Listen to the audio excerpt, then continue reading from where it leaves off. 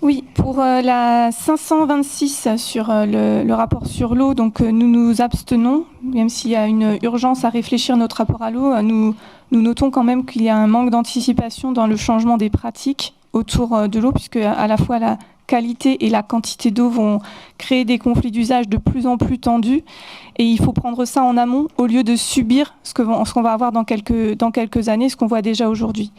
Pour la 595, nous votons pour l'installation des panneaux photovoltaïques, mais nous rappelons quand même que le projet global de Chamblay, c'est d'abord des émissions de gaz à effet de serre plus avec circuit automobile et puis aéronautique. Donc voilà, on essaye, mais là on ne compense pas, hein, on fait juste un pansement sur une jambe de bois.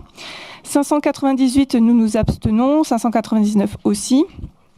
Sur la 692, nous votons pour, puisque c'est une obligation légale, mais les risques technologiques devraient, à notre sens, le coût pour préserver les habitants entourant Saralbineos devrait être pris en charge par l'entreprise. Ce n'est pas aux contribuables de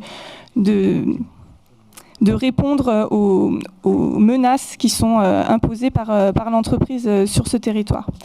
Mais nous votons pour, c'est pour la préservation, et puis c'est une obligation légale. Et enfin, sur le 867, nous votons pour, puisqu'il y a quand même une aide d'urgence sur tout ce qui est rénovation. Par contre, les 2 millions d'euros, nous votons pour aussi, même si nous nous posons quand même la question, vu que l'acquisition d'un véhicule neuf, c'est 2 ans d'attente, et le circuit de l'occasion pour les voitures électriques, c'est pas grand-chose. Je regardais dans un rayon de 150 km autour de Nancy, il y a 91 véhicules électriques à vendre. Donc ça fait quand même pas beaucoup pour les gens. Donc c'est pour dire que voilà, la voiture n'est pas, mais devrait devenir l'ultime recours.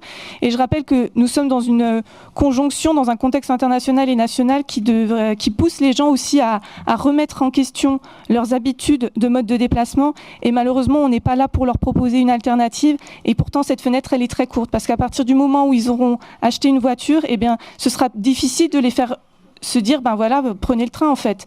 Donc voilà, c'est vraiment tout l'enjeu autour de la mobilité qui doit vraiment être global. Donc on vote pour, mais on n'est pas vraiment sûr que ce soit ça l'urgence. L'urgence, ce serait bien sûr le développement, on en a parlé au début, des réseaux de trains, des réseaux de bus, des réseaux cyclables, du covoiturage. Merci.